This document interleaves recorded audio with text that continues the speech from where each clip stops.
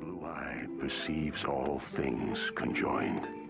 The past, the future, and the present. Everything. Alright, so a too long didn't read version of this. Last year has been tough for everyone. And everyone has their own coping mechanisms for holding on in one way or another. In my case, I spend my free time playing video games and watching anime, which are things I've been doing basically since I have the ability of reasoning for myself. For the sake of context, some examples of series I've watched include Nanatsu no Taisai, also known as the Seven Deadly Sins, 人間ではないな。人間です。ただし、すべての種族の頂点に立つものでもある。Ping Pong the Animation, 养活了家人，就因为犯了这么一点点的小错，沦落到你反手无力，正手不精，脚步松散，反应迟钝，没一个动作像样的。就你还想跟我同台较量吗？做你的美梦。 Kaguya-sama Love is War. 为什么？許されない。白金の行く道に逃げ道なし。逃げるのは貴様だ、篠宮。ああ、篠宮を誘った。俺はそういった噂など気にせんが、お前はそうではないみたいだな。お前は俺とこの映画を見に行きたいのか。 Ishushaku Reviewers,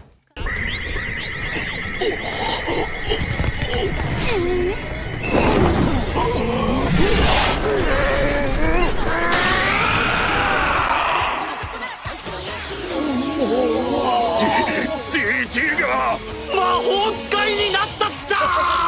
30まで守り抜いたというのか。さすが。 One Punch Man, お前は俺が倒す。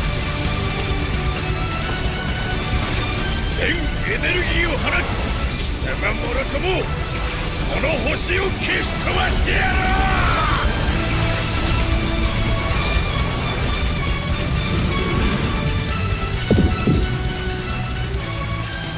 法政方向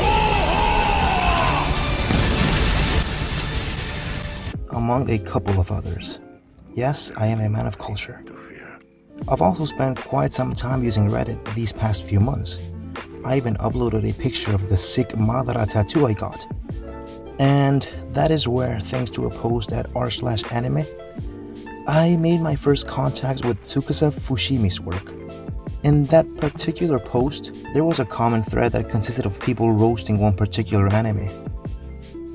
It was made clear that they were referring to an anime that I didn't know about before.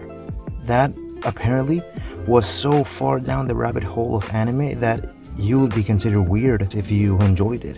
Seriously, they were ruthless and very honest with their disapproval of the existence of said anime. That particular series was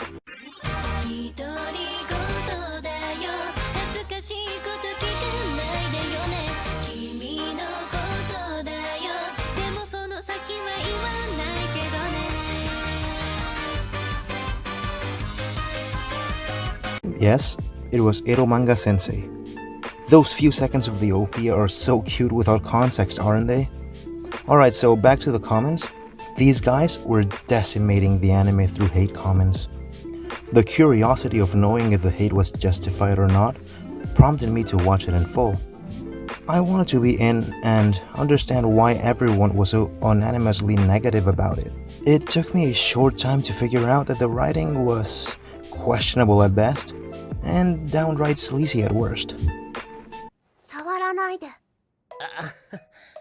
そこに座って。やっぱり触って。そこに座って。 Oh yeah, I forgot to mention these guys are step siblings. はい。いきなり大声出すんじゃない。バカ。バカはそっち。エッチ、変態。この前も。お前のイラストって超エロいよな。女の子にいきなり。なんてけしからん。バカ、エッチ、変態。自分絶対想像した。私ですごいエッチなこと。あのエッチなイラストを描くためにヒムルパックを買ったんだ。エッチだなって思ってるもん。 Yeah, let's not go any deeper than that. Although I would be a liar if I said I didn't have fun. I would not flat out recommend it to just about anyone though, but that's not the point here. As usual, while investigating about a new topic I encounter, I tend to deep dive and look for more than just the immediately available information before dropping it 3 days later because I found a new thing to focus on. And I was curious about Mr. Tsukasa Fushimi's impact in the world of literature. That's where I encountered his original work that inspired a whole multimedia franchise about a decade back, titled Ore no imoto ga konani kawaii wake ga nai. I don't know if my pronunciation was correct, but that's what it's called, which translates to My Little Sister Can't Be This Cute. Yes, from the get-go you get a glimpse of the author's prose by just reasoning the title. You can kind of deduce you're in for a strange, nearly surreal ride, even before you start the very first episode. And that particular abnormality really piqued my interest. My reasoning is, if there's a plethora of adaptations of the author's original work, there's the original light novel, there's the manga, the anime, the drama CDs, the video games, then that means that it has something great about it and people thoroughly enjoyed it. That is the usual process of events for things that are driven by sales. Their sales justify and validate their existence. I could also notice that the fanbase is particularly dedicated, taking the time to even translate the Oreimo games, because they never left Japan in the first place, which means there are no official translations out there for those games. This clearly indicates that there's interest and love for this IP. What can go wrong, crossed my mind, before pressing the start button to begin the first episode.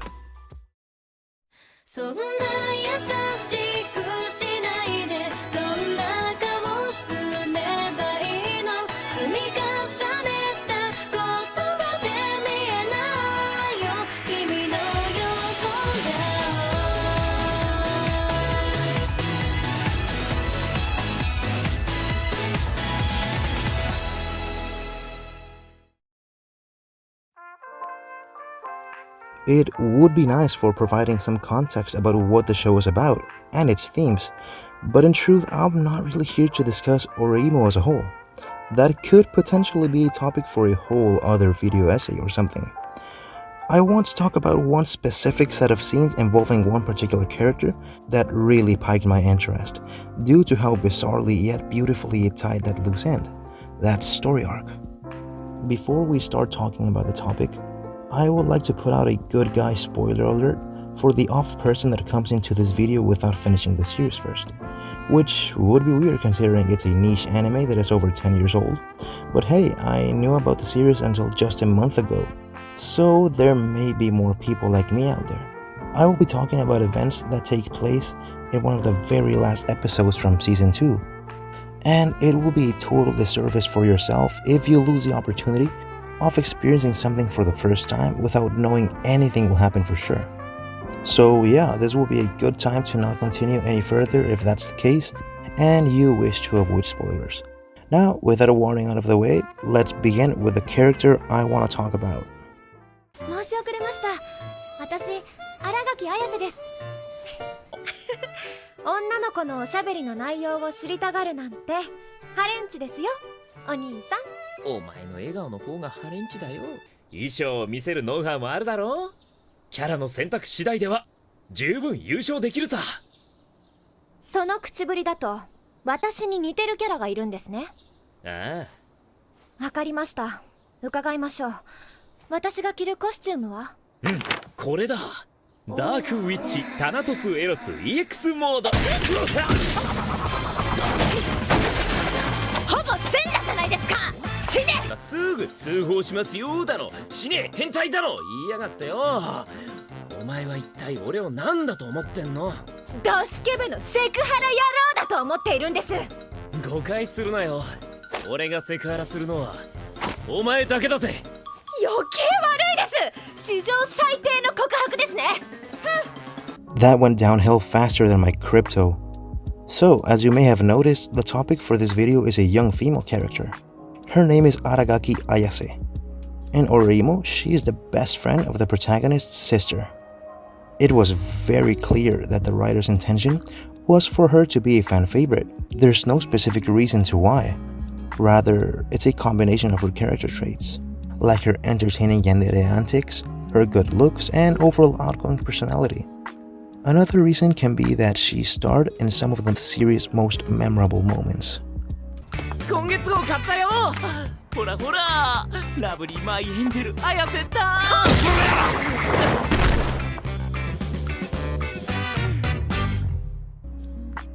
Seriously, it's a joy every time she's on screen, and I say that without her even being my favorite character. However, Ayase clearly has issues as a person. We could say that they were alright up to a point. At the end of the day, we all have our own set of issues. These drawbacks are usually shown in a lighthearted and playful demeanor, sometimes even used for comic relief. リノのオタク友達だ。お兄さんの元彼女さんですよね。そうだ。で、その元彼女さんがどうしてこんな時間にお兄さんの部屋に来るんです？そういう綾瀬はなんで俺の彼女っぽい態度なんだよ。単に疑問を口にしただけですが、変なこと言わないでください。こら、おっかねだろうが。 Like I said, her issues were always displayed in this jolly manner. That is, until the episode that was a basis for this video essay. More specifically, her final substantial appearance in the TV series. The episode I'm going to use as the base for this deep dive is Season 2, Episode 12, titled, according to the subtitles in the Blu-ray rip that I have, this episode is home to Ayase's dramatic send-off, in which she finally opens up about her feelings for the main character. However, let's not skip the entire episode for quickly getting to the point. Let's elaborate and provide a little context for the people that haven't seen the show in years, or the newcomers that were curious about the topic and clicked on the video that didn't leave with a spoiler warning. In itself, Season 2, Episode 12 is a really fun episode all around. Each half of the episode has its own plot, despite the second half occurring as a byproduct of the first part. What I'm trying to say with this is that each half had enough available material and scenarios for being a standalone episode, and it would have been a much better overall product if that were the way it was produced. But hindsight is only 2020, and to be honest, the sort of rushed version that we got still ended up being great. The first half consists of a housewarming party for the protagonist, which offered us a setting in which a ton of interactions between characters that would not normally interact with one another were made possible. Like my lovely angel Ayase-tan interacting with Saori while looking incredibly uncomfortable because she hates otakus, but holding on because she's polite. 拙者 SNS でオタクっ子集まれというサークルのリーダーをやっております。そうなんですか。There's also Saori calling Kanako a contemptible low-life thrash for dissing her, and Kyosuke noticing that she turned all Frieza from Dragon Ball Z with her figure of speech. カネロブス。言ってくれますね、かなこさん。初めてですよ。ここまで私をコケにしてくれたおバカさんは。それはお嬢様じゃなくてフリーザ様だ。 If you don't take the silly harem moments too seriously and just go along with the flow and laugh at the process of events, this opening half becomes truly enjoyable. One of the moments that most made me laugh is... あ、出てきた。どうしたのお前。いや、弁当第2弾持ってきてやったんだけどよ。さっきから続々お前の部屋に女が入っていくからよ。どうしたもんかなって。エロいパーティーでもやってんの？今すぐ口を閉じろー。あのな。あんたなんでかなことまで仲良くなってんの？かなこ、お兄さんにお弁当ってどういうこと？説明して。落ち着け。In short, the first half of the episode is straight up fun. The second half is the Ayase show. Fans of my lovely angel Ayase-tan finally got at least half of what we Ruri shippers got with Season 2, Episode 8. Legitimately engaging fan service through the actual writing, And not just blatant panty shots. I'm referring to authentic development of the intimacy between the protagonist and the waifu.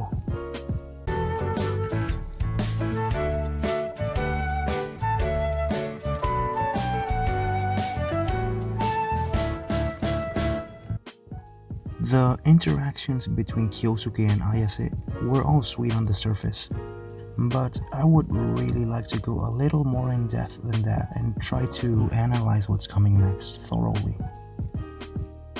After the lighthearted first 19 out of 23 minutes comes a complete downward spiral, in which the dynamic between our characters as acquaintances is showcased. That is, Ayase's confession scene. This is the very first and the only time where Ayase has been completely honest about her feelings and finally reveals them to the protagonist. I invite you to put attention on her dialogue and tone of voice. お兄さんはとんでもない大嘘つきです。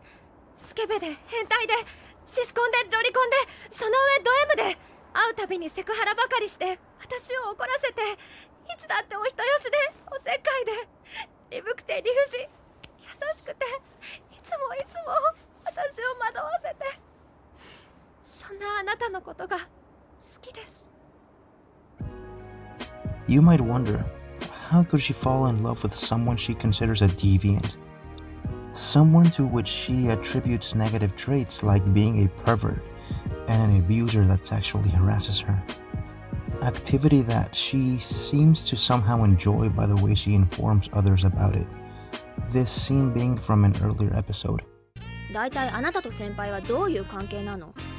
私とお兄さんの関係はセクハラの被害者と加害者です。異議あり！誤解だ！以前ふざけてセクハラめいたことをして怒られたことがあるだけだ！ So, back to this scene. Just keep what we talked about in mind.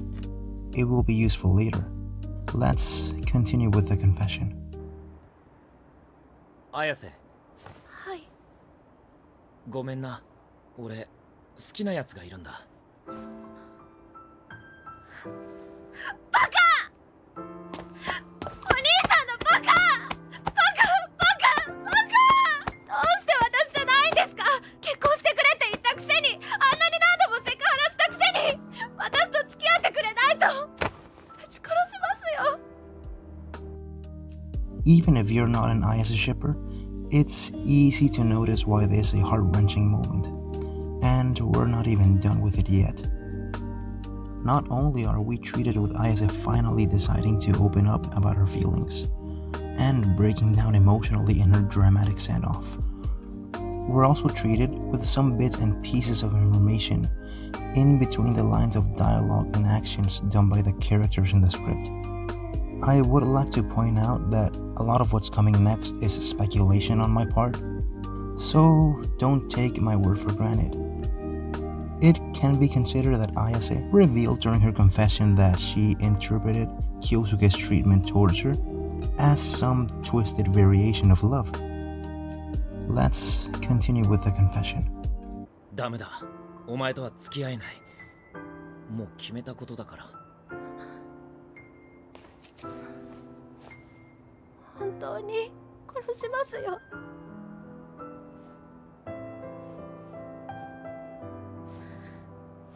ですよね。そう答えるのがお兄さんですよね。大嘘つきのお兄さん、ずるいです。最後だけは本当のことを言うんですから。綾瀬。 These words reflect that she somehow saw Kyosuke's sexual harassment through his mischievous misdemeanor as some kind of affection. These words also reflect her state of mind and her viewpoint of what love is, which is completely warped and messed up.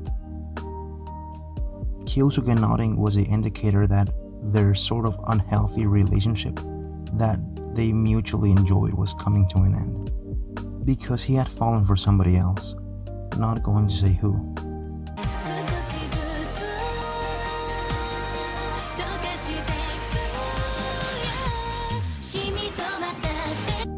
We could so very easily attribute this to Ayase belonging to the yandere character archetype, and just call it a day and finish the video here, but that would undermine the emotional impact the scene has going for it.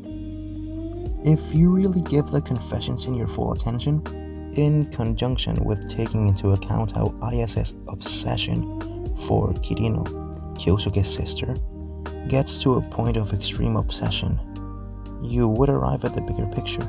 I mean, heck, she would be willing to go as far as to marry her best friend's brother so that they could be family. 初めて会った時からあなたのことが気になってました。大好きなキリノのお兄さんで優しそうで、もしもこの人と結婚したらキリノが妹になるんだなって。一人で盛り上がって、その後何度も幻滅させられて、その度に見直して。Of course, Ayase then clears that up and mentions that she did actually fall in love with him later on, and that her thinking about somehow using him for being closer to Kirino was just her initial train of thought. お兄さんのせいで恥ずかしい思いをしてばかりです。俺はお前のせいで痛い思いをしてばかりだよ。そんなの私なんてこんなに好きにさせられたんですから。All this goes to show, and it makes it clear as day, the presence of certain patterns that are reminiscent of individuals that lacked proper love and nourishment while growing up. In a previous episode, Ayase stated that she started to work as a model since a very young age because her mother made her do it. And at the very least in the TV series, we don't have any indication that she lives in a loving and stable household. Before you go all, "It's just fiction, you worthless weeb," I'm aware that what I'm saying is not officially confirmed by the author, but bear with me for a moment. Her concept of love, from the way you appreciate and care for a friend, to the way you love a potential partner, to say the least, is completely warped. And these are very simple concepts that we usually pick up at home at an early age. お兄さん、私の心を乱した責任取ってくださいますか？察しが悪いですね。私たちのお別れはいつだってそうだったじゃないですか。ああ、そういうことか。はい、そういうことです。All this build-up into the narrative that I've been concocting arrives at its boiling point with Ayase's closing line directed at Kyosuke after their bittersweet goodbye. よし、さあ来い。じゃあ行きますよ。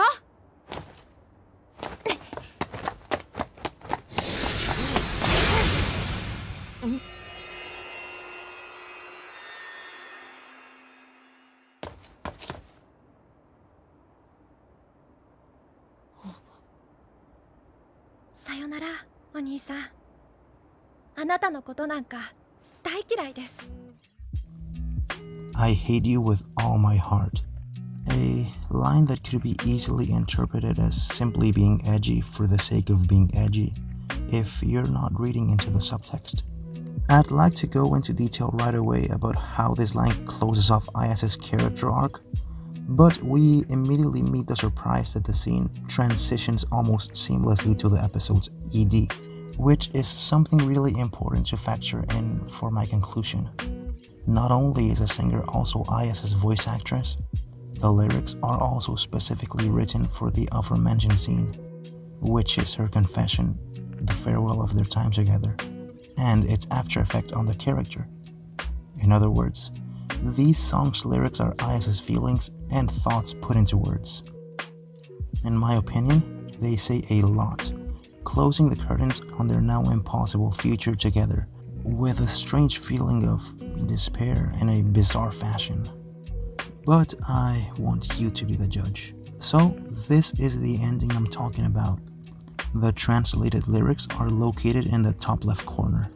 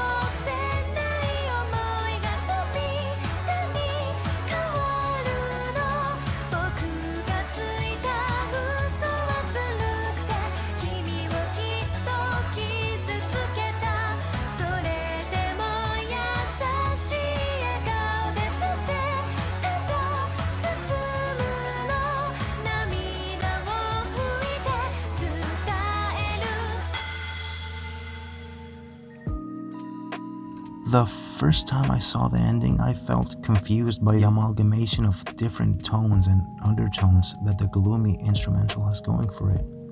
Even the initial transition between the opening instrumental riff and the start of the vocals sounds rather creepy. The song itself conveys feelings of sorrow throughout, feelings of wanting things to be different, but knowing that all efforts would now be useless. To close it off, all the hints that the relationship between her and Kyosuke was messed up, in great part due to her outlandish perception of love, were there in those last 5 minutes of the episode, as well as scattered throughout the series. Ayase was deeply confused, and ended up truly hurt when it was all over. The light novel, which is the source material, may be a little more in-depth with how things played out, but I prefer to view each iteration of a story as its very own entity. Plus, we all know how things panned out. In other words, if we only take what is presented in the TV series into account, I think this is the end of this little analysis. I am aware that I'm probably making it seem way too dark, but after listening to the gloomy ending, analyzing the confession, and reading into the subtext, I just can't see it any other way. Overall, Ayase was a very fun character that deserved a better treatment and way more screen time. But well, fortunately the little screen time she had gave us golden moments like this.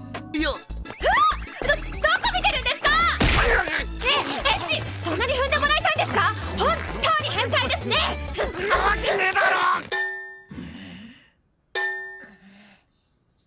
聞きたいことはいろいろあるが、まずはなんでお前うちの合鍵持ってんの？とある筋から入手したとだけ。俺んちの鍵はどこの闇ルートで取引されてんだ？ This is a clear indication of good writing. It really stuck with me, and here I am, making a video essay about it because I didn't want to keep my opinion to myself. If you have anything else to say about Ayase or Oreimo or any other anime or manga, feel free to send me a message on Reddit. My username is u/MagnaDolphinX. It's also on stream. I really don't use his YouTube channel anymore, so I won't ask you to subscribe or anything. And yeah, that's about it. I really hope you enjoyed, and I also hope you have a great day. Thanks for watching.